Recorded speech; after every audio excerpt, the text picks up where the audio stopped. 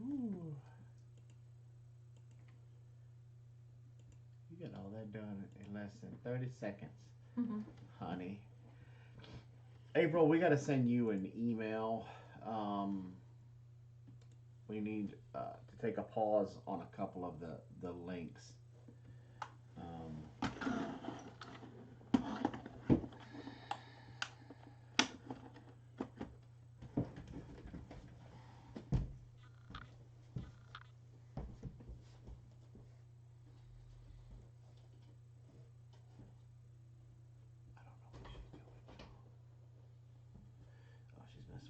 We gotta take that cover off and wipe it down. It's kind of nasty from dogs and cats and stuff.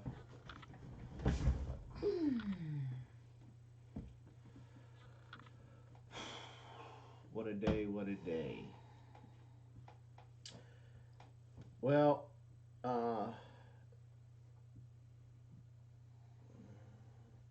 this,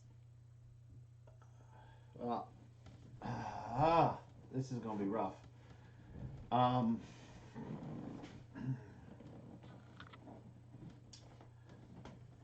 April, if you could post everywhere that we're live, and we really, really need to talk to everybody that's a member of the nation tonight, if possible. We need to share some sad news, and try to. Hey, Henry. What's the word I'm looking for? Kind of. Thank you. It's really important that we get as many people in here tonight as possible. So if you guys could share it everywhere. Hey, Mark. We would really, really, really, really, really appreciate it. What was her channel name? She didn't have one. Well, it was like D77 or something like that, wasn't it? I don't remember.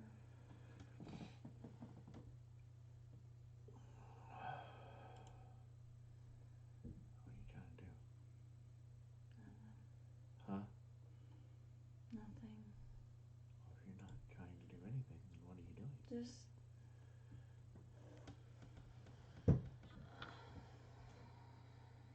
I put a filter on there, and I'm not sure that I'm happy with it. I was just looking to see if I could change it. What filter did you put on I'm there? guessing because it's live, maybe it won't let me change it. It's just just Drop wanted Dead to try. Sexy filter. Yeah, something like that. Something like that. Yeah. We're going to give everybody a few minutes to get in tonight before we get started. We kind of have a little bit of a hard announcement to make, and we want to we kind of really only want to make it once, and so we want to give everybody a few minutes to get in. Sherry, what is up? Haven't seen you in a while. Sherry. Hinton. Oh, hey. How y'all doing?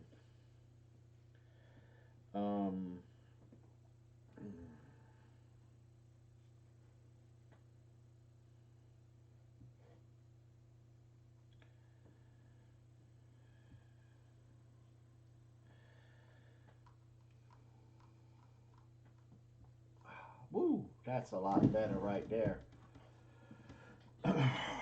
So, Your glasses? I'll tell you guys what I did today before this news came in. We processed 2 pigs today. Well, we, No, we dropped them. well processed. Yeah. Yeah. We didn't butcher them yet. No. We've processed them. And they're hanging up in a tree right now because it's like 40 some degrees, probably closer to the 30s. Now, yeah. Right now, I think it was 52 when we started.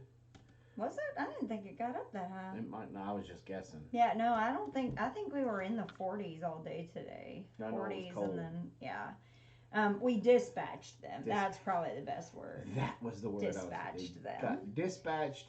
They got their skin removed and their innards outwards. They got their innards removed, Mm-hmm. and some parts of their innards are now being processed as we speak for dog food. Hey, and, Kim. Kim, I'm so glad you're in here because I know you're a prayer warrior. And she's a new person, so she won't. Yeah, and you're not, and I'm not taking away from my other prayer warriors out there. I just know that there's no way to dig myself out of this hole. Kim's a hardcore prayer warrior, let me put it that way, and so we're definitely. She's a lot more outspoken about being a prayer warrior than some of our prayer warriors. Yes. Some of you are a little bit more reserved with your warrior. But yeah, both of those pigs probably dress weight. Not much. No, we did the two big ones. Oh, okay. So their two halves were probably maybe 50 pounds, 75 pounds. So they're probably together. They would probably go about. You mean each side weighed about that? Yeah. Oh. Yeah, about 150 maybe. Yeah. 100 to 150 pounds. Yeah. I mean, they're not huge. They weren't, And again, I don't know what we're doing wrong, but it did not, and we'll know better tomorrow.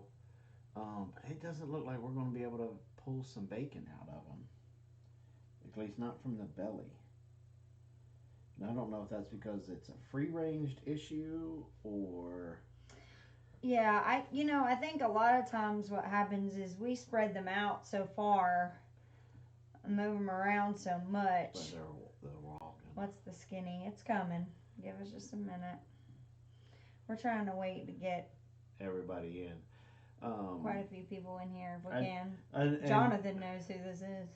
And so does Misty and Crystal. Mm-hmm. We all play a video game together. So as soon as I got the news, they heard it in my voice when we were talking, and they know. So don't let it out, guys. We're gonna let it out in a minute. And I believe Mark's been around long enough. Mark knows. April should know. Henry should know. Henry should know. So we just kind of want to give everybody a few more minutes to. We'll wait till about the 10-minute mark. It's about 8.5 minutes in. Give us another minute. And thank you for that super chat, Jonathan. When we say what we're gonna say, and then gonna ask what we're gonna ask for, you let me know if you want that to go towards that.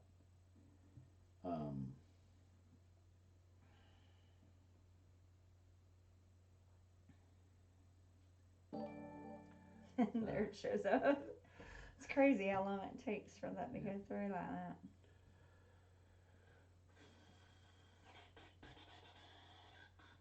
I'm not sure I know it, so I don't think I can spill the beans. Geeky Gardens will know this one. All right.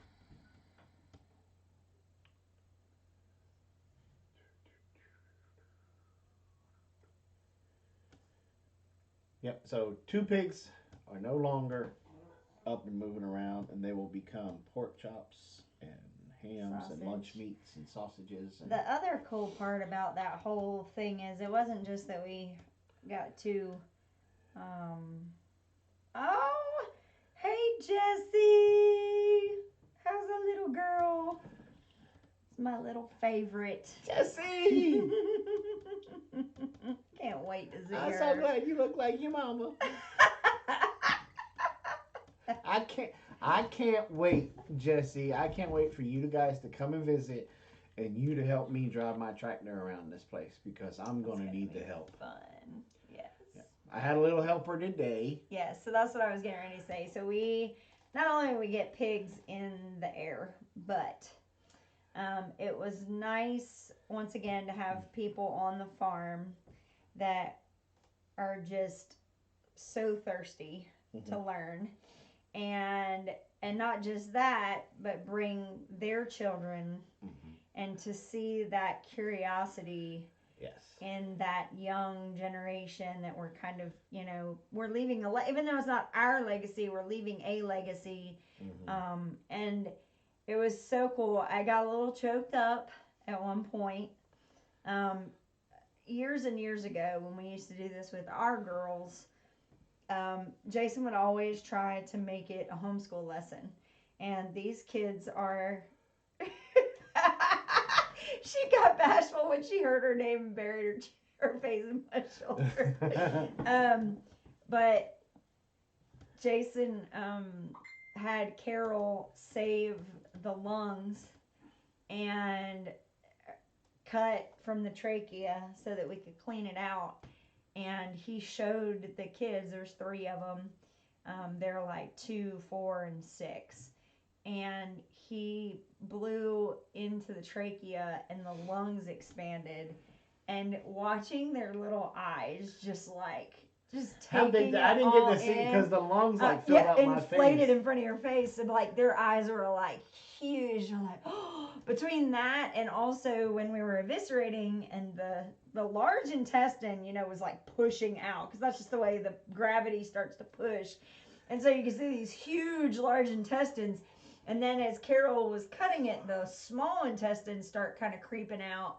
And it was so cool to see the comparison of the two. And the kids were just eating that up. They just thought that was the coolest thing. Yeah. And so between that, they also got to hold the heart. And a kidney. And these children are raised in what my opinion is correctly, where they know atomically correct terms. I was going to say that after the sad part. Okay. So that was really funny because there was just a lot of questions on what things are and all of that. And it was very nice to be able to feel like we're passing it on, even though it's not our kids. It's just really cool. They don't know it, but they kind of were our guinea pigs for our pig processing class that we're going to be holding probably next year, or maybe even later this year. Maybe we'll try in February. Yeah. We'll see. But, okay. So... all sorts. I'm not sure who that is. Those of you you guys know that we've been around a very long time on YouTube. And over the years, we have met some amazing people. Some of y'all are in this chat right now. Some of y'all been with us a very long, long time. Hey, Morgan. And and relationships and friendships developed, and a family developed. A lot of people like to say community, but to me it's more like a family. And today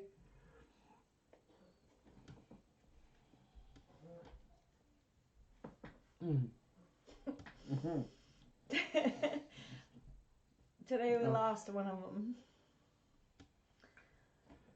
Okay. I told myself I wasn't going to do this. I don't know how many of y'all remember. She doesn't really have a channel or anything like that, but she used to always come in here. Her name was Dee Morris. And sometimes her husband would come in here. Yeah. They were consumers of YouTube. They liked, and our channel wasn't the only one. I think they were members that I think they watched Morgan, and I think they watched Jess and Maya, and back in the day they watched a lot of the Homestead Network folks and different stuff like that. Well, we were told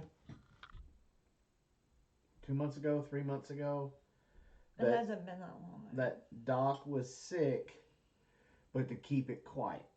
And Doc had cancer, and he lost his fight with cancer this morning.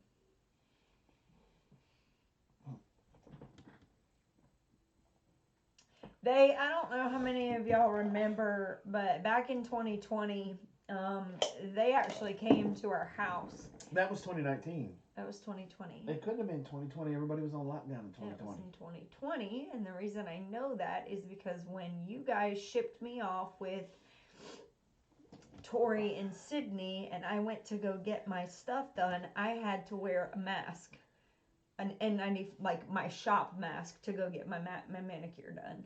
It was 2020. Okay. And that's what I was getting ready to say is this guy, Dee is like a mother to me. She's a mom I never had.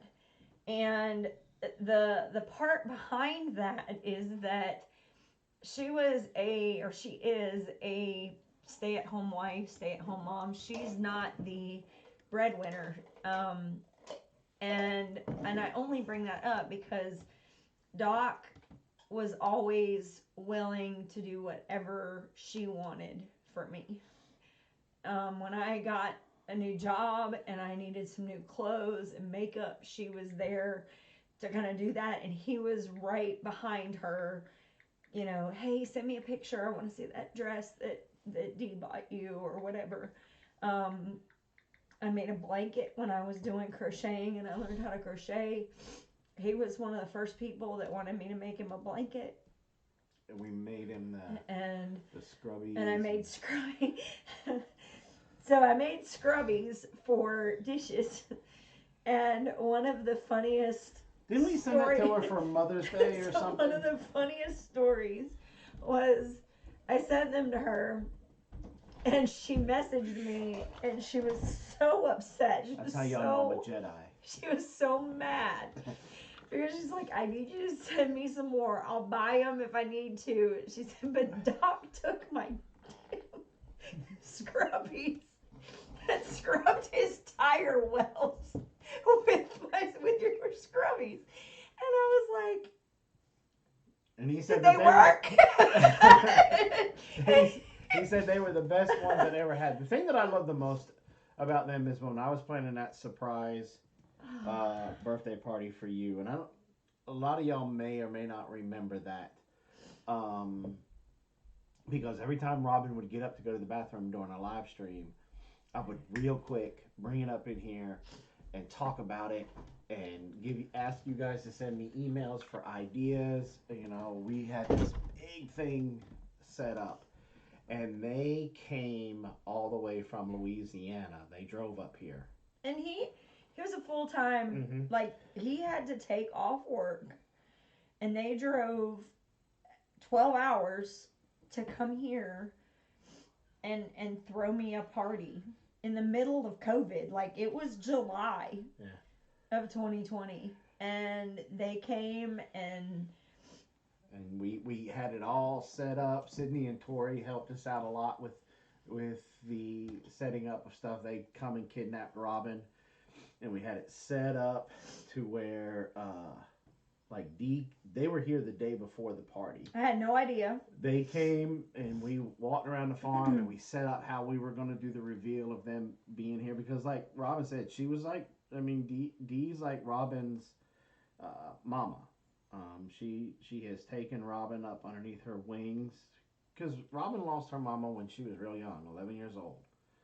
And she didn't get, and I know this is going to make a lot of y'all women mad, and I'm sorry, but I don't know any other way to say it, but Robin didn't get a lot of that female training. And I don't even know where you're going with this. And Dee worked with her about how to put makeup on, you know, all these different kinds of things. And Dee's always been like a mother, encouraging Robin when she was going for a new job, or when we were making these different decisions that we were making around here, and Robin was nervous or scared about it. Robin wouldn't call me or talk to me, but she would go talk. She would talk to her second mama, and so to say that they were close. What did he say? Way to make it awkward, Jason. Is an understatement. So what I would like for us to do, and we're gonna ask for donations, but I would like to send a nice big flower bouquet or whatever it is that we can send to be at the funeral from the Big Bear Nation. Um, so I guess we'd have to do it through the PayPal.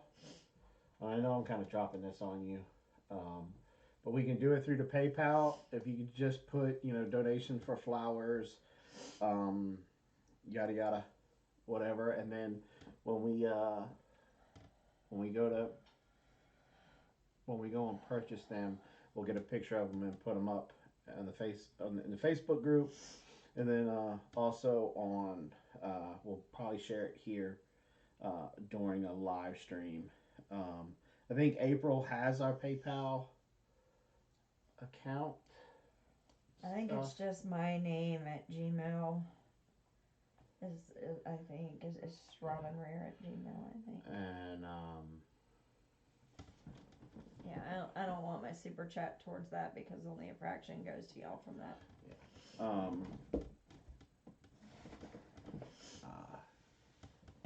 Yeah.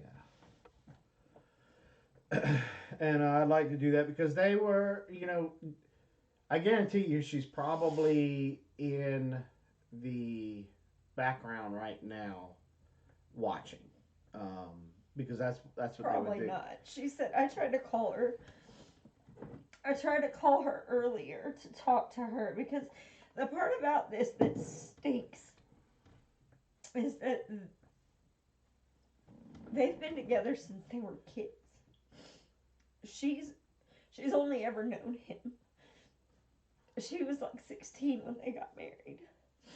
And they've been married for over 50 years. Like, they just celebrated 50 years this past year. And so I know that she's hurting something awful right now. Because a couple years ago, she lost one of her best friends. And I walked her through that. It was hard on her, like really hard. She kind of lost all of her interest to want to do anything. And so I was very patient with her and just kind of let her lead me in what she wanted. And this is going to be hard for her, like really hard.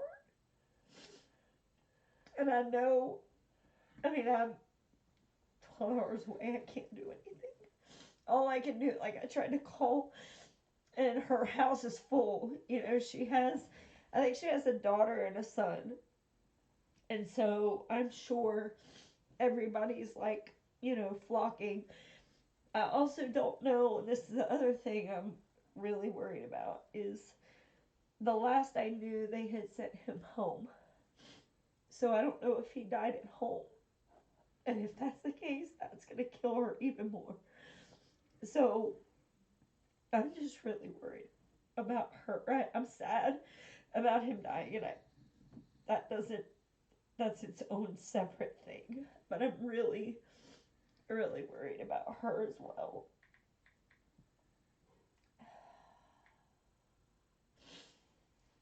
So there's that.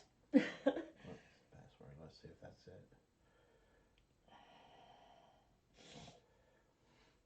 So we're double verifying that That is it, but she's got my phone, so it's not gonna. Okay, I'll go get it.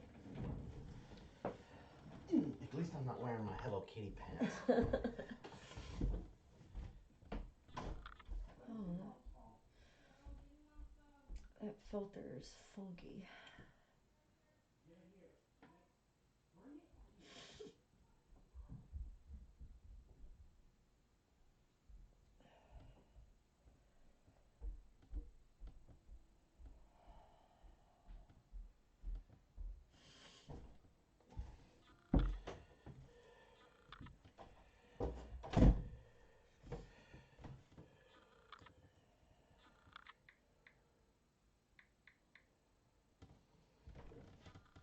That's it. Yeah. Whatever you put on. So Robin's, our PayPal is robinrear@gmail.com. So if you guys would like to make a donation towards the flowers and stuff, be very much appreciated. And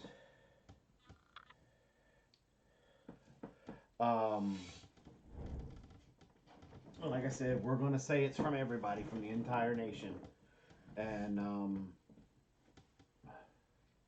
that way she can feel the love from all of us. Sherry, right now, I don't think so. I think this is going to be one of those things where probably for the next month or so, 2 months, she's probably going to have everybody on top of her. What's going to happen, as it always does with stuff like this, is in a few months, when everybody goes back to normal, her normal is going to be not normal. And so that's what I basically told her is, don't even worry about contacting me when everything quiets down and it's too quiet. Call me, because that's when I'll be useful. Right now I'm not useful because she's got so much going on. She doesn't need me around right now. But when everybody goes back to work and goes back to doing what they're doing and it's too quiet, then I'll be there. Yeah, so. Right now things are going to be extremely hectic. Yeah.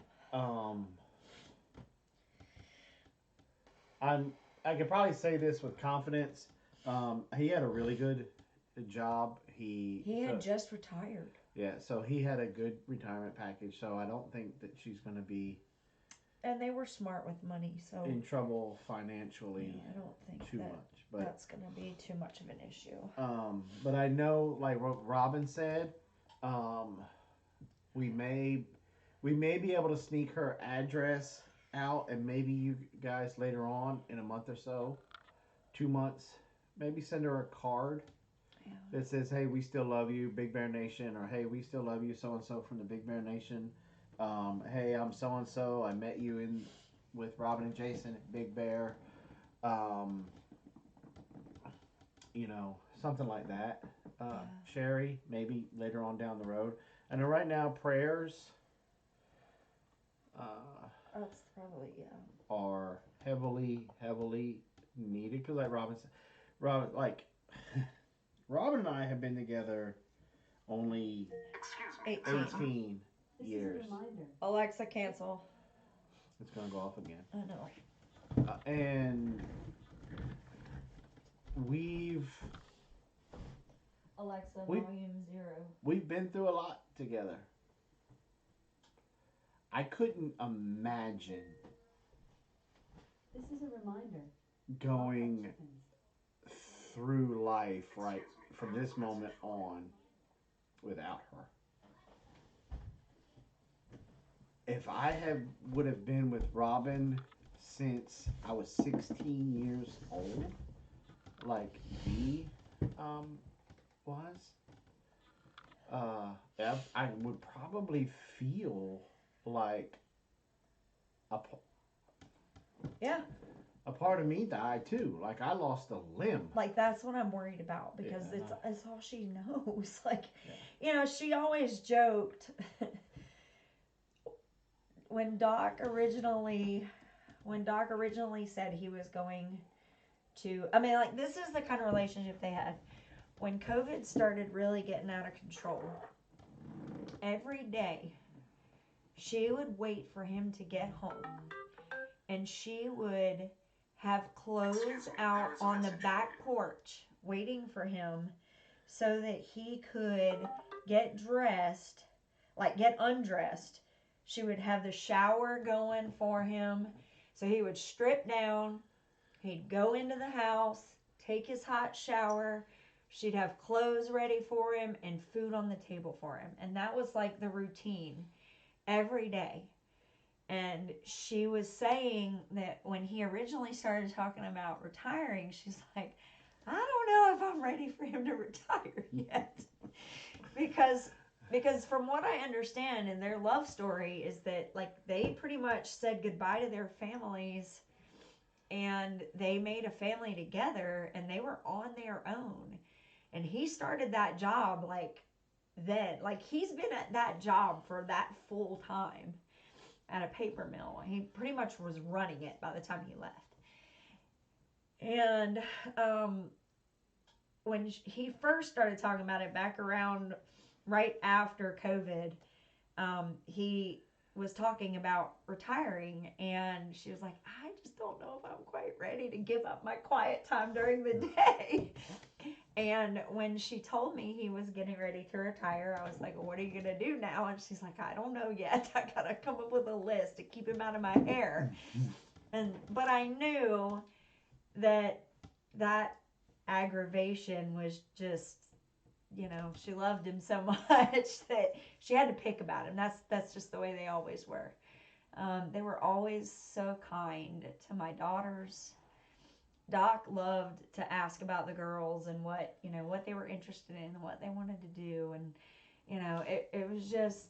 When they were in astronomy, they supported them like grandparents. Yeah. I mean, they literally behaved like grandparents. Yeah. Because both of Robin's parents are dead, and basically I am dead to mine. Yeah. So they really kind of swooped in for the girls, for lack of a better term, and you know, was always there for them. Talked to them. Both Doc and Dee would always talk to them, and just, I mean, they were just really, really good people. So. Yeah. So when you say, you know, the idea that even, and I even said that because, you know, we were out when I got the news. I was actually standing in line at Dollar General when it came across, and I dropped the thing that I was holding. And Ladessa was like, what's wrong? And I showed her the text, and she just, one little tear come down her eye.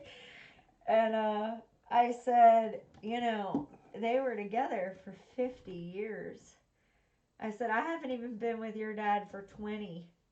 And I can't even imagine what it would feel like right now, let alone 50. Like, I can't. They're like one. Mm-hmm. And I just... We're pretty close to that because I think we're like almost one. Goals. Because hashtag relationship goals. When you stub your toe, I feel the pain. Yeah. Yeah. I get the sympathy cramps. Thank you guys that have sent the PayPal stuff. We'll definitely get a hold of somebody and see what we can get done down there. Get that Monday or Tuesday and figure out. We'll have to.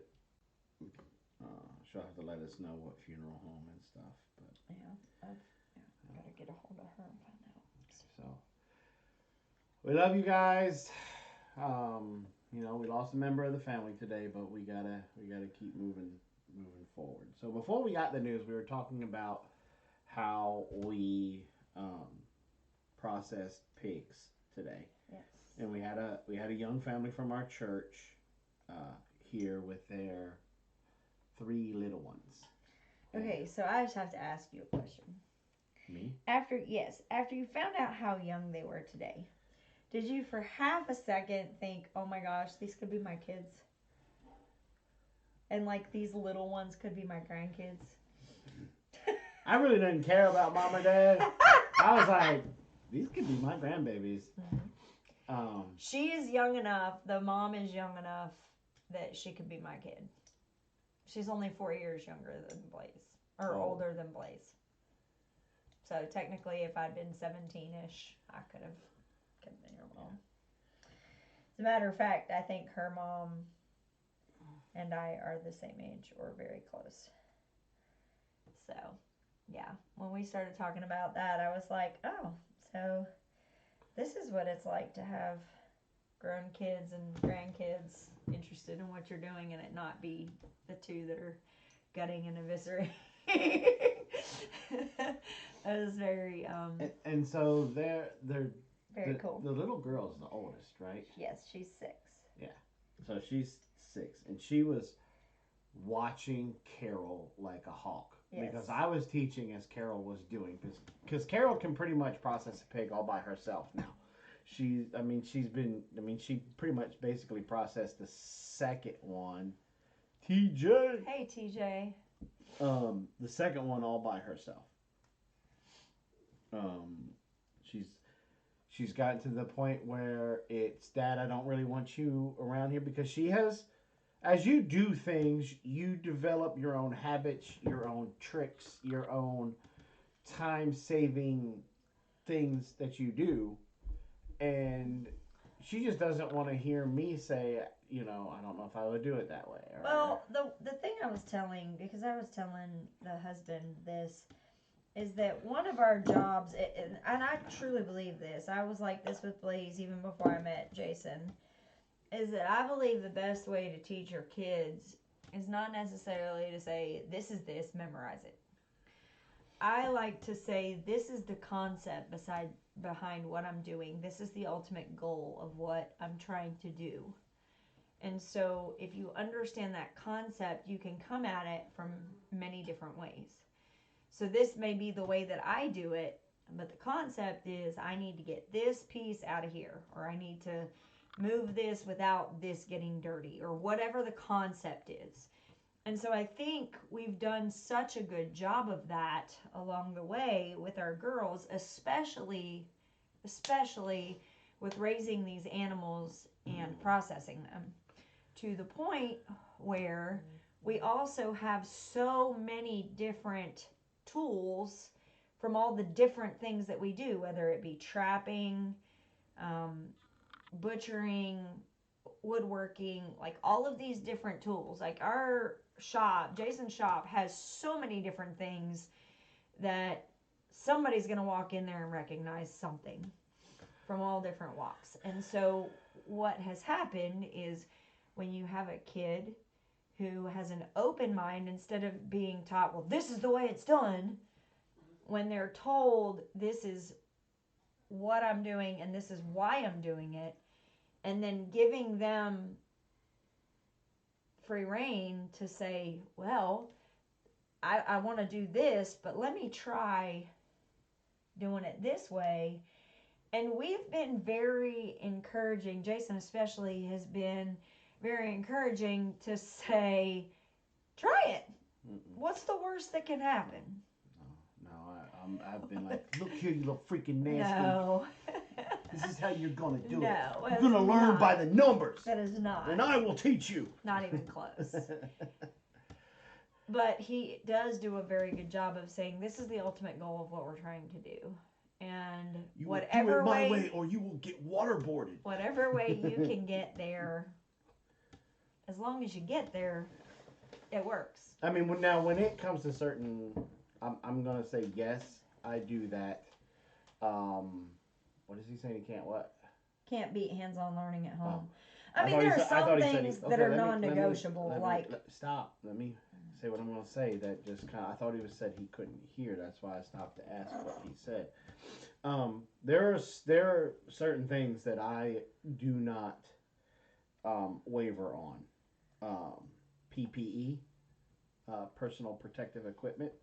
I do not waver on that. I will throw a rock at my child if I see them not using their PPE, because in my mind, I would rather them get hit by the rock than some of the serious stuff that could go on. I mean, I've never thrown a rock at my child. I may or may not. I think rock is a strong word. Maybe a branch. I may or may not have shot them with airsoft or Nerf guns. Nerf guns. Yeah. But there's just certain things that if you're not wearing that personal protective equipment, a pop upside the head is the least of your worries. Right. Another one's gun safety, right? So that's just one of those things that, I don't waver on. And when it comes to certain things processing, I don't waver on either. This is how you're going to do it. This is the safest way known. because there's the right way and the wrong way, and then there's the way that I do it, and which my way is ultimately the awesomest right way to do something. I need to go get my boots. Yeah, you do too. But and that's not just for their own personal safety, but it's for the safety of anybody that's going to consume said meat. Or stuff when it comes to like Robin was trying to say before, firearms. There's certain things that I don't waver on.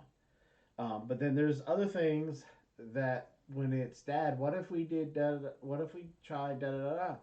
All right, try it, see what happens. You know. Now there are certain things that Carol does when she's skinning that makes me absolutely insane and nervous because I feel like she's taking a big risk, especially around that Achilles tendon. Oh, she drives me crazy. But there's some very. What about the Achilles? She gets way too close to it and pushes way too hard when she's skinning around it. And if she cuts it, then it's coming off the gamble. Oh. But there are certain things that she has developed, used her brain, and with a pig, instead of just skinning around the tail and then skinning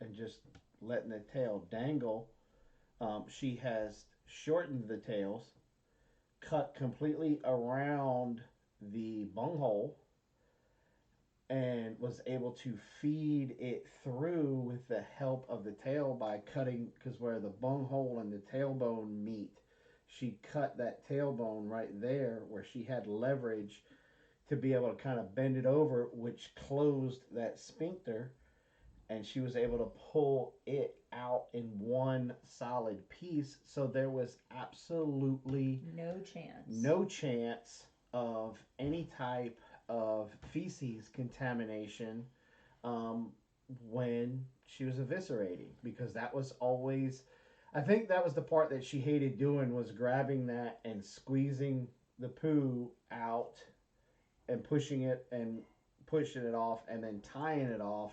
I think she just really hated doing that. And so she leaves it connected, and she cuts all the way around the anus and then hooks that tailbone in there, because that tailbone, with animals that have that tail, when they lift that tail up to poop, it helps open that door, for lack of a better term. So if the tail's pushed down, it's naturally closed.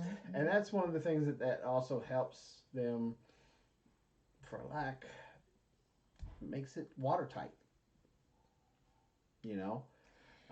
And so she figured that out on her own. Well, and the other thing is that we pressure wash our pigs before we start skinning them, so the tail is nice and clean, so she doesn't have to worry about getting mud or anything on it as well. So it's a very smart way to.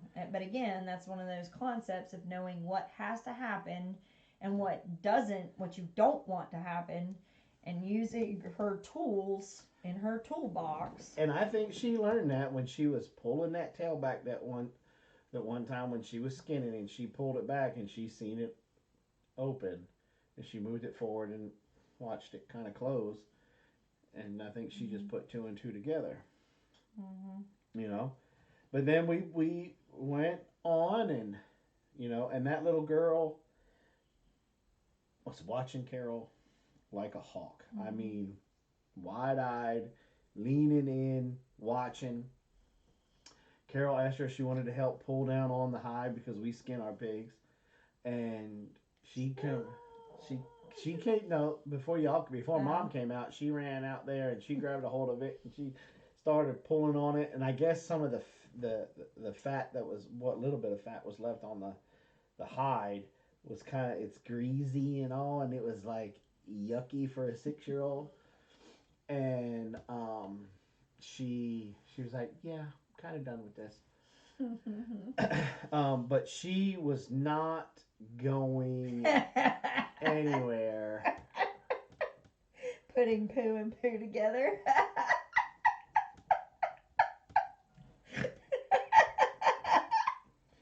But this little girl was not going anywhere until she wanted to see the heart. Mm-hmm. And she was completely fascinated. Uh-huh. Well, we, for the most part, we may or may not start to castrate pigs, but right now we don't castrate pigs. No. Because a lot of these pigs that we're butchering now were supposedly sold before they were born, and the person kept putting it off, and then it got to the point where it was like, I'm not wrestling with them to castrate them. Yeah. So they still had y'all ain't gonna get me to finish the story the way y'all messing with Robin now. So they still had their testicles. And so Carol skinned around them and then cut them loose and threw them in our sled that we take to the back to feed to the predators. And this little girl, she looked up at her daddy and she looked at him. She looked back at her daddy, looked down at them. She said, "Are those the testicles?" And Dad was like, "Yeah." And that was it. That was the end of it. And then until a little bit later, she's like, we're all into it. And it's amazing the power a 6-year-old has to be able to completely halt all work, everything with a simple question saying or a simple observation. Mm-hmm. And to where it takes people 15 minutes to get their composure back. Because we're all sitting there talking, and it got quiet for a second in between what people were saying. There was that lull in the conversation that always happens. And then the little 6-year-old says, those testicles look like water balloons. And then you proceeded to watch everybody lean over and look and then bust out laughing. Well, and then a little while later, we were pulling out the intestines, and she got a little tongue-tied, and she's like, "Are those the intesticles?" I was like, "No, those are in there." "Oh, yeah. Are those the intesticles?" "No, those are the intestines, not the intesticles." And then, I don't know if you were around for it, but she asked her mom, and this is what I love about when you homeschool kids and you get them like knee deep in something. She looked at her mom and she said, because we're going to butcher a couple more. And she said, "Mom, do they have girl pigs?" And she's like, "Yeah." "Do the girl pigs have testicles too?" And she's like, "No, they have ovaries and a uterus." And she was like, "Oh. Well, are they going to cut those out too? Because I want to see those too." I was like, that's amazing. Like a 6-year-old just like all into it. Like, you know. That's probably a future surgeon right there. Or I don't know, but doctor. She was. And when you blew up those lungs, man, she just. Look, I've seen it a couple of times. Couple being a reserved amount of times. I've seen it quite a few times. But that never gets old to me. Never, because like you see them and they're like laying flat and they're just like this piece looks almost like meat, but it's white. And then he blows them up and they're like, whoa, this huge balloons. And here's a fun fact. Here's a fun fact. I purposely emptied out my lungs into those lungs. I was just going to see if I could like get them to pop. Yeah. You know, I was going to see exactly how much air could I put in there. And all the air that I could push out of my lungs went into those lungs. Excuse me. A They got huge. big. They didn't blow though. But they didn't blow. Mm-mm. And It was super cool. yeah. Very cool to watch. Now, for those of you that are squeamish and going, I'm never getting close to How does it go again? to Big Bear again, because he got like pig lung stuff on his lips. No, we cleaned them We off. had a pot of boiling water Yeah. right there that we dunked them and washed the windpipe. The trachea. trach But off but with. but I will say again, when you know how your animals are raised, and you know that you keep them healthy. Like one of the things we didn't talk about is like when we got to the liver, we investigated the liver, make sure that the animal was, healthy. There were no signs of any worms or anything like that. So we took precautions before we did all that. But even then, we had some boiling water going, so we were able to, clean everything off before he did that. So I completely agree with what children Mom are said. sponges. We often take for granted their ability to learn and understand. Instead, people pop them in front of the screen, but kids learn everything they're exposed to on those shows. That's absolutely correct. Mm-hmm. Absolutely. Good, bad, or indifferent. Right. Yeah, it doesn't matter what it is, they're gonna learn it. And so that's why I was laughing about the story I told you earlier about the bathtub. I was like, where did he learn that from? Like, so am I to understand this is a warning to all the young possible suitors? We were taught, that was another thing we were talking about, because Carol is very, very effective with a K-bar and with a fillet knife and with any knife. She's very Well, look, here's very effective. here's the bottom line. Precise. I've never hid this fact. I've raised my girls to be independent. I've raised my girls to be free. I've raised my girls to not need a man. I raise them to, if they want a man, they can. Well, no, you haven't raised them that. You don't want them to ever. Well, you know what I mean. They're not going to be dependent. There's not upon a dependency for the relationship. Yeah, anybody or anything. It's because they want to, not because they have to. And they recently finally put 2 and 2 together, which kind of really ruins any plans I got for the future. See, I've always been a prepper at heart. I've always thought, ever since I've come home from third world countries and seen some ugly situations overseas that I've seen and that I had to live through and deal with and process.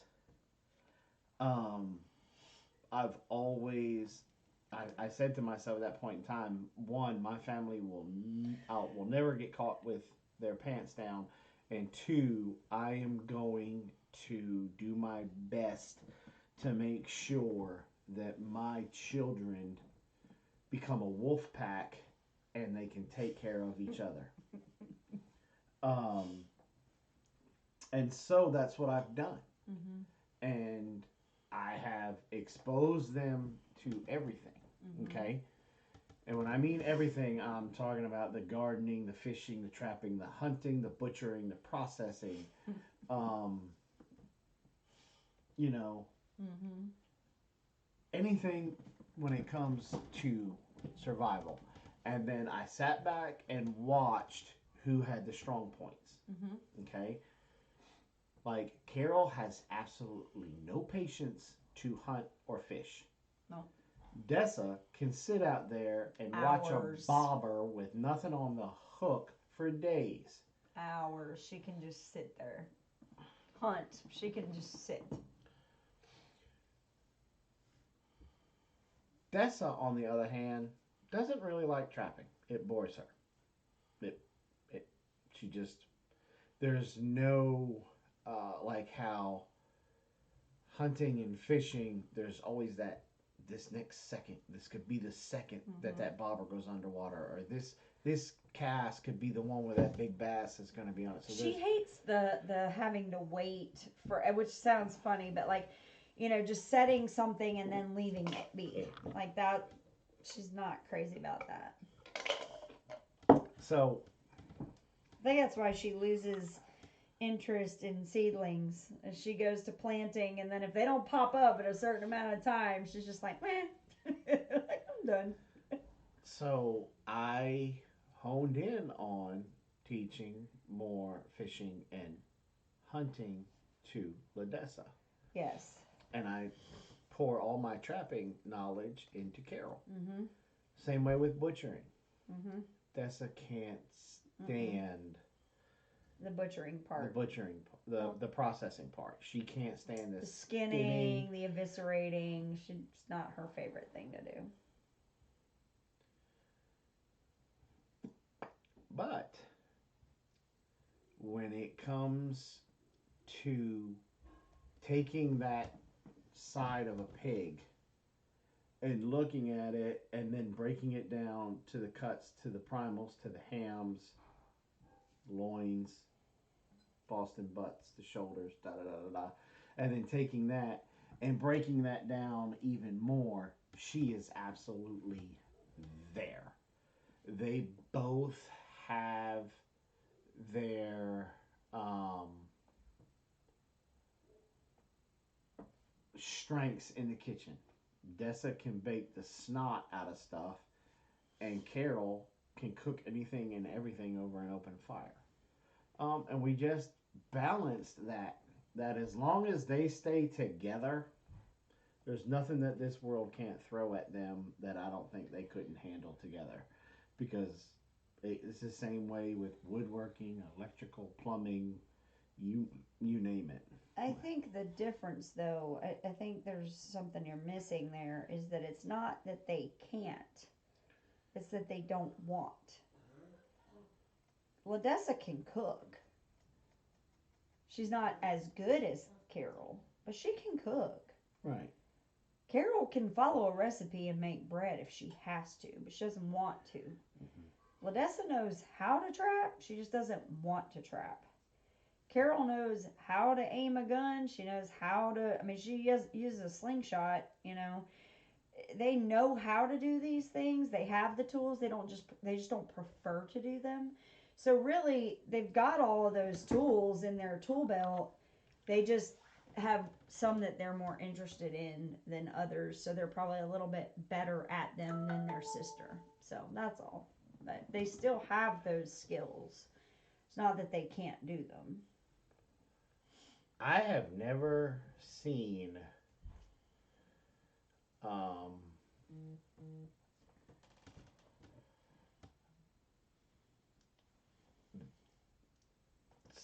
is that Sydney or Tori? That's Sydney. Sydney.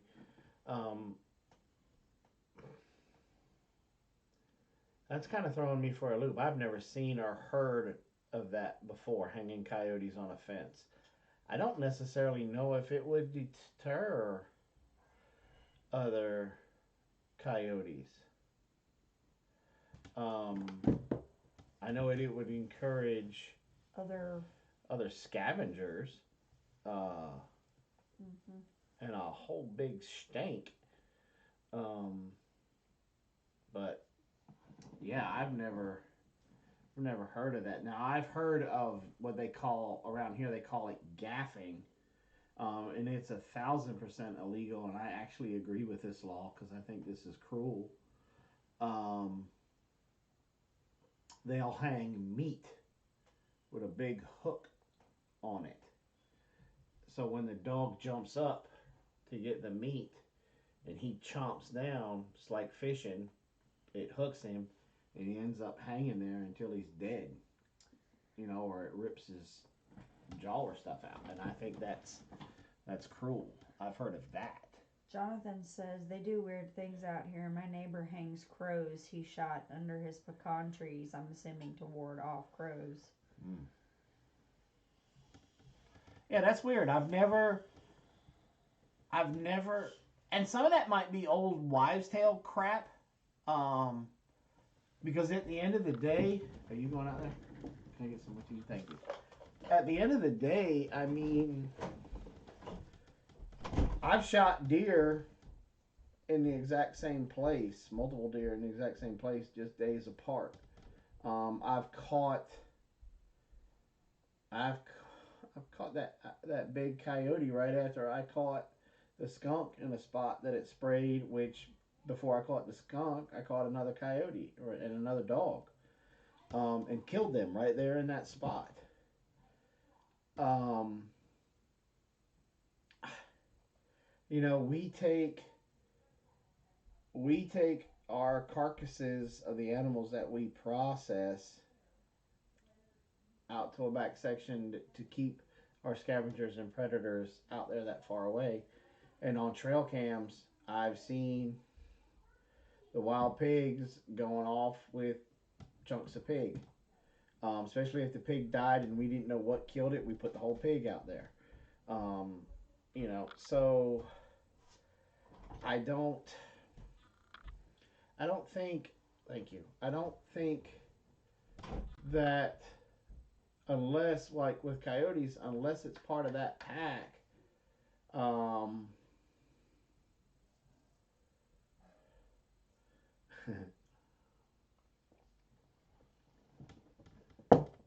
um, I don't necessarily know if they would recognize it. Um, because at the end of the day, uh, coyotes, crows, they're territorial animals.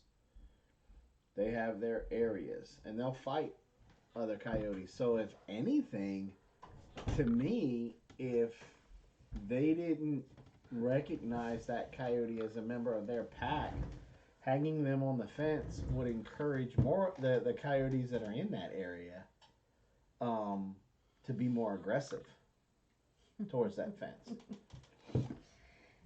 I'll ship it right over to you, Sydney. So that's weird. But the reason why you haven't seen any trapping videos is because we are in the process of working on our predator control trapping classes that will be available online. Um, so that's why you haven't really seen any. We may put some more shorts out with maybe some of the catches that we catch in the upcoming weeks, um, and stuff like that. But how tos are we're pretty much saving those for the class.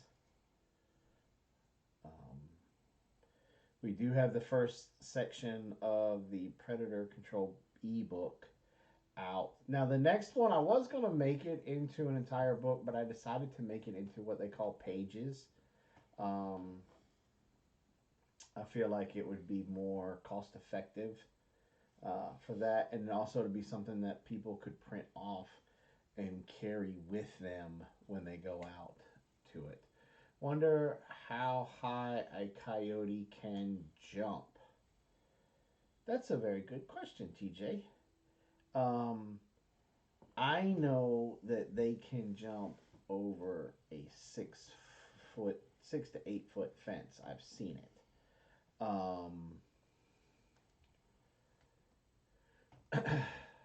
So exactly how high, I don't know. But if it gets too high, they'll probably just dig underneath. You know.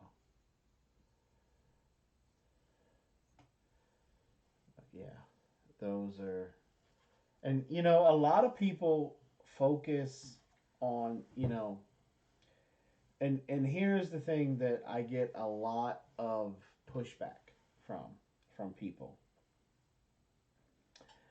I have a guy not 5 minutes down the road from me. When it comes to wildlife, we are in the same territory. He swears up and down that we are overloaded with coyotes. That there's got to be hundreds of them. And the sad thing is when they get to yipping and a yiping and to howling and to barking, they sound like there's a gazillion of them when they all get to going. But the plain fact of the matter is, you're thinking that there's 100 of them. There's probably only 5. He swears up and down that we're overloaded with them, and I don't hardly ever see a coyote track, a coyote on my trail cams, nothing. Now, unless, the coyotes got together and, like in the military, we put certain bars and certain clubs off limits. Maybe the CO of all the coyotes around here, maybe he put our place off limits because he knows that I'll catch them all. Um, Maybe that's what's going on. Uh, but um, Now I'll also say this: I am in Georgia. Texas, all bets are off when it comes to Texas, when it comes to coyotes and wild hogs. I honestly believe that you guys have more wild hogs in Texas than y'all got people. Um, and the coyotes are not that far behind.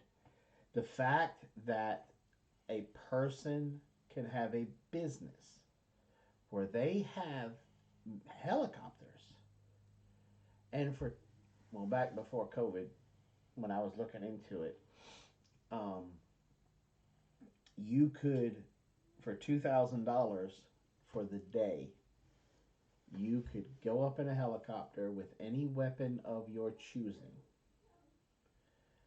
and just shoot hogs from the helicopters. And then they would let the hogs lay, and then you come around again that evening and with night vision shoot coyotes.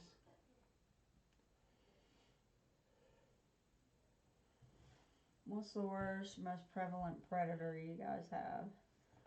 You shoot hogs and coyotes freely, especially in South Texas. Facts, it's still around. The most. What did she say? What's the worst or most prevalent predator we have? I think our worst predator will probably be our birds of prey. Because we really have to, for us, okay?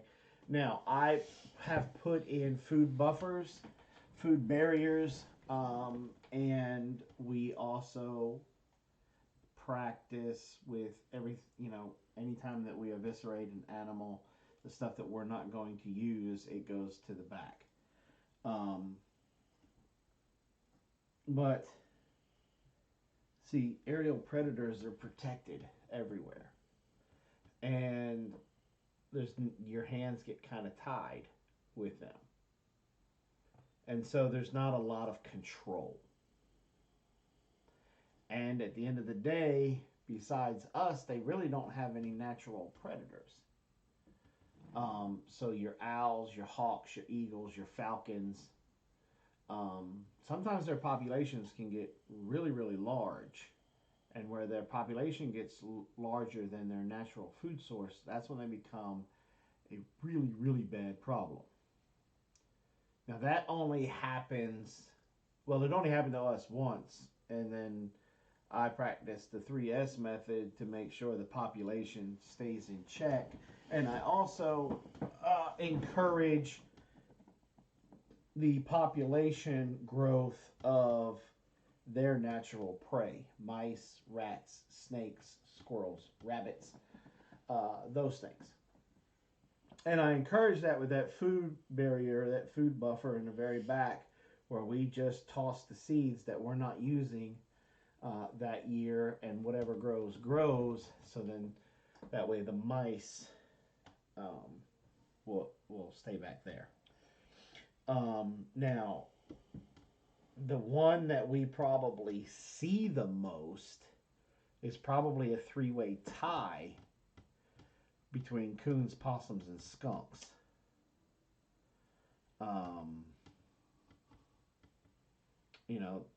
And most of the time with the possum, he's a wanderer anyway. He's a scavenger. He's gonna stumble upon your place sooner or later. The raccoon usually ends up being with a population issue. So for us, I think those are the real big ones.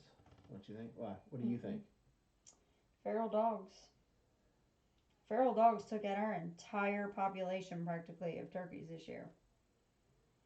And I think that well, I'm gonna bust your bubble. It wasn't a feral dog. It was somebody's dog. okay, it could have been somebody's dog. But to me, the minute that they are not eating kibble and they're going after people's chickens, to me that's feral.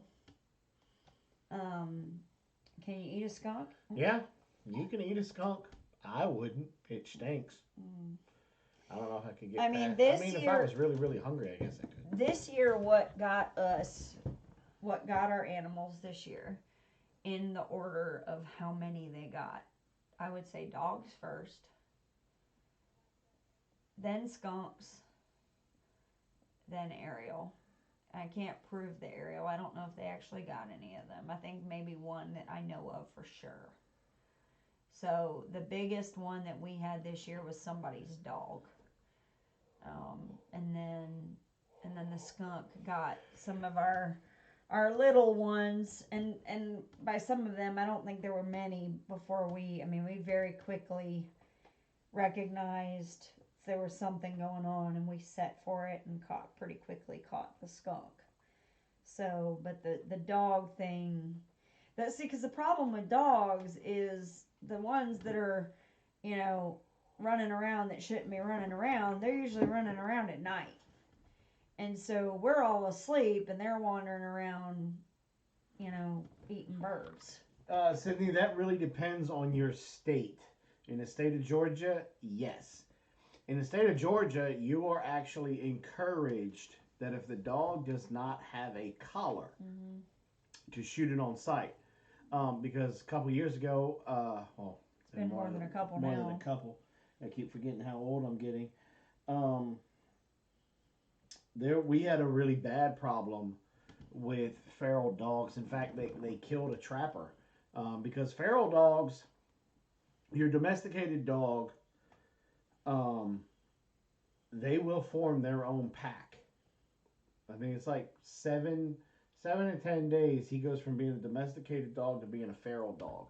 And a feral dog is extremely dangerous because he doesn't really have that fear of humans like your coyotes and your wolves and stuff do. Because believe it or not, your coyotes and your wolves by themselves, unless it's the alpha, does fear you and will avoid you at all costs.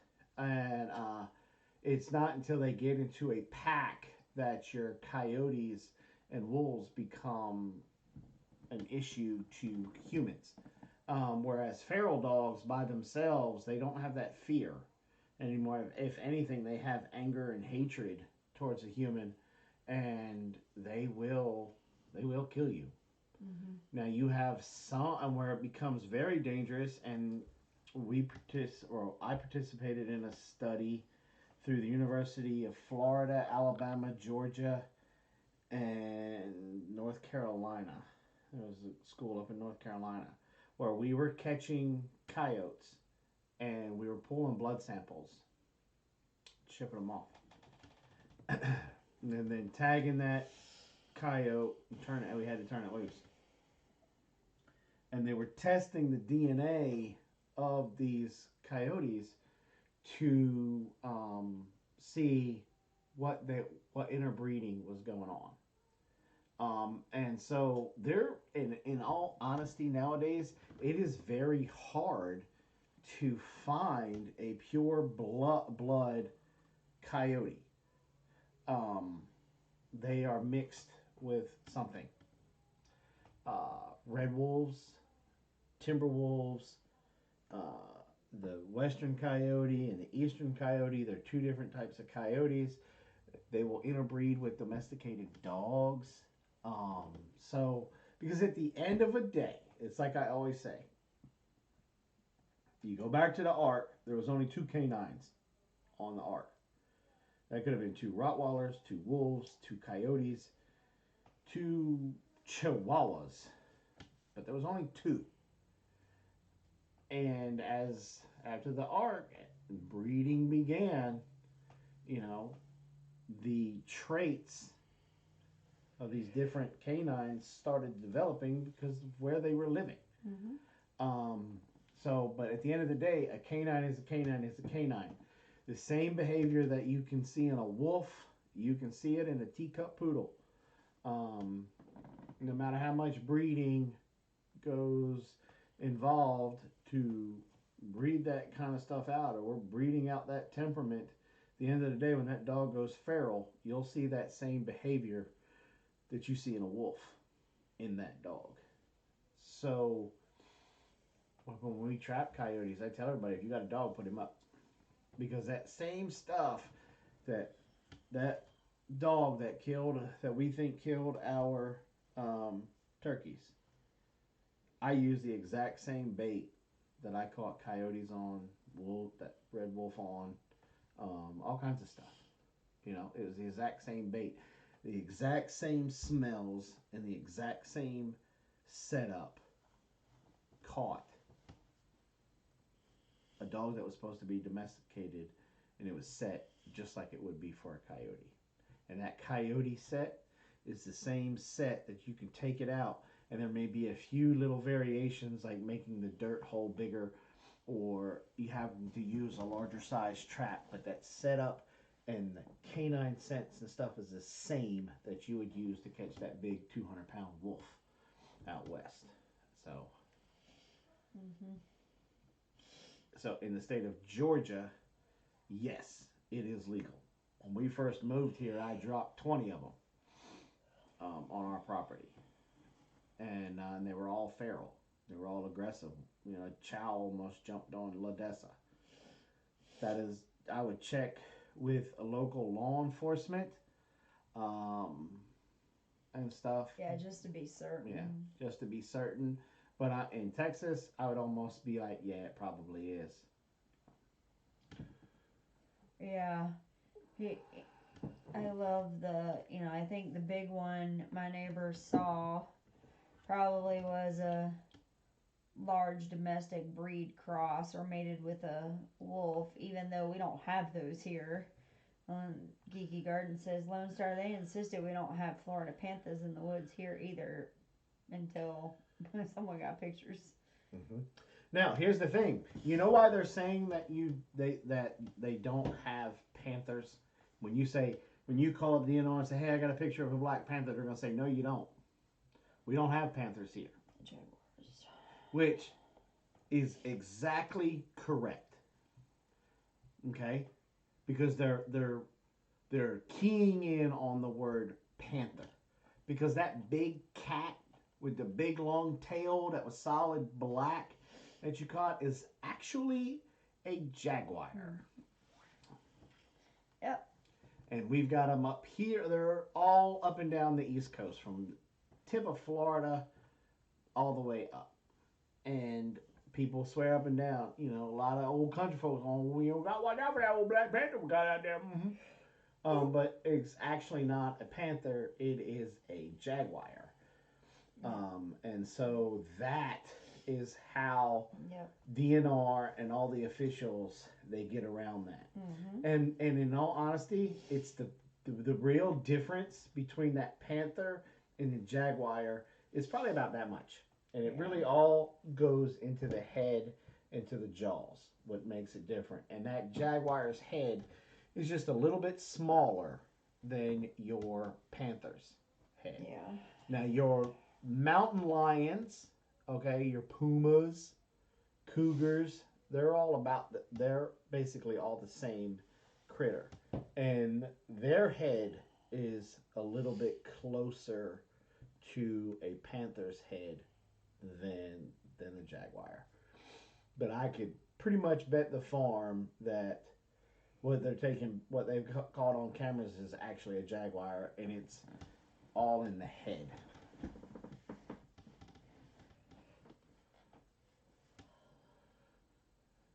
Luckily, everything in Florida pretty tiny except for the skeeters. you know, and so that's how they skirt around that. That's how they get to skirt around that. Now Florida, look, you know, I would love to go to Florida and jump in on that bounty that y'all got down there. Y'all are paying big money down in Florida for people to go out and catch the pythons and the boas. And but on the flip side, some of them boys are pulling out kind of on a big side. So smaller version of a mountain lion, yeah. So I hear we have bobcats. Yes, you probably. Where are you at again? They're in North Carolina, I think, right? They're in Tennessee, Kentucky, somewhere around in there. Tennessee, Kentucky, anywhere over here. Anywhere in the lower 48, you got bobcats. They're unfortunately they are getting few and far between. As population grows and we start taking away habitat, they're starting to retreat to unfortunately higher elevations, and then they run into predators they haven't run into before. And it's not really predators as much as it is competition that will kill them. You know, like a coyote will. Indianapolis or Indiana. Sorry. A coyote will kill a red fox at a drop of a heartbeat because they're in the same. They're competitors for the same food. Where on the flip side of that coin, a coyote really won't mess with a gray fox that much because the gray fox could really, depending on how dominant that gray fox is, he could put a whooping on that coyote. Gray foxes are vicious, and they will climb. Mm-hmm. So they're kind of scary. I keep waiting to see an armadillo. I keep wanting to see an armadillo in the wild when I go south. They're everywhere. You come on down here, and within probably 45 minutes, you could see one running around. Or just go see Sydney. They're like pets down there in Texas, along with their big jackrabbits. Almost Kentucky, yeah. So yeah, you've probably got a little bit more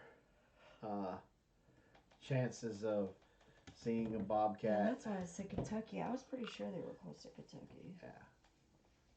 So bobcats are like, we saw a really big one this year, and he's roaming the property, the back portion. He's staying there in the back. So as long as he stays back there, I like to watch them. I think they are a beautiful animal. I think they're very majestic, the way that they stalk their prey. And plus, they're really one of the few predators out there that kind of do make me nervous because you're not going to hear them till they're on top of you. So they kind of make me nervous. Mm-hmm. Yeah, they're very quiet. Very quiet. And they're very fun to catch. Have we ever caught one since I've been with you? Can't remember if we have. I want to say yes. I feel like we have, but I can't remember. Yeah, the one that was catching killing all of our stuff that we thought was a fox in Grovetown.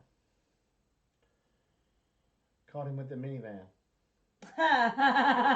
Yeah, we didn't catch him. We caught him. I remember that. Yeah, there was that. And he was huge. I remember pictures. If you go deep diving on our Facebook pages, you'll find it somewhere. He was like, Blaze is holding it up, and it's like as tall as Blaze was. It was crazy. Yep. Out here, the bobcat will take down a whole coop and not eat that much. Yeah, that's what I'm saying. Like, this one he was a big bobcat. So, in all honesty, the one predator that a lot of people don't think a lot about, because not that many of us are in a situation Morgan maybe more than most. What is your weasel family? They are kind of like the Italian hitman of the predator world. Him and the mink will go in and kill just to kill. They will go into your chicken coop, kill every chicken that's in there, eat on a little bit of one, and leave. And they're very hard to really get a hold of because they kill everything. So sometimes it's a one and done. You'll never see them again. Their tracks are very hard to see. Not necessarily in the snow or along riverbanks where they mink like to hang out in the mud and the sand, but they're very tiny. So you gotta have a keen eye for those. We have been on an hour and a half, and we gotta do the after show.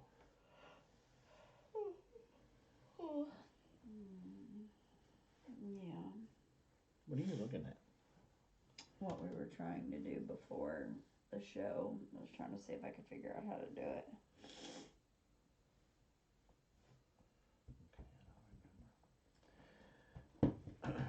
About gifting. Oh. Those of you that have won a membership from us, this is still a new thing on YouTube, and they are not very clear on how we can do it. So we are absolutely struggling at this moment. But if anybody knows how to do it. Huh? So if anybody knows how to do it, we don't really have anybody that. So if anybody knows how to do that, can you please send us an email? We are struggling. So those of you that won, your month will not. His name's not here. We will not start until we figure it out, and then you'll get that month of the membership for free. So please be patient with us because this is a new thing YouTube rolled out. Everybody assumed it would just be really easy to just click on somebody's name, gift membership, what level, and be done, right? You always thought it would be something that simple. Well, actually it's not. And there's really not that much information out there on it either. Yeah, I don't know. So please be patient. We'll figure it out. We'll figure it out, and we will get you guys set up. But in the meantime, make sure we do have your email, because we will include you in the newsletters and stuff that go out. Be out probably next week. I think, January. We do it towards the end of the week, or end of the month. I think January's will be going out next week. So make sure we have your emails. I know we got Lone Star. Miana, I'm going to need yours. Yeah. Lost Dude. I don't know. We'll figure it out. There's got to be a way. Yeah. So, I don't know. We'll get to it. All right, guys. Thank you guys for coming in and hanging out. Don't forget, pray about it. If the move hits you to donate for these flowers for Miss D, for Doc's funeral, send it to our PayPal, robin@gmail.com, and we will get that sent out. Just again, if you guys are first-time viewers here, I'm sorry that the live stream was a little bit sad in the beginning, but we did lose a member of our family, the Big Bear Nation, and we had to grieve a little bit. So I hope to see you back here next week.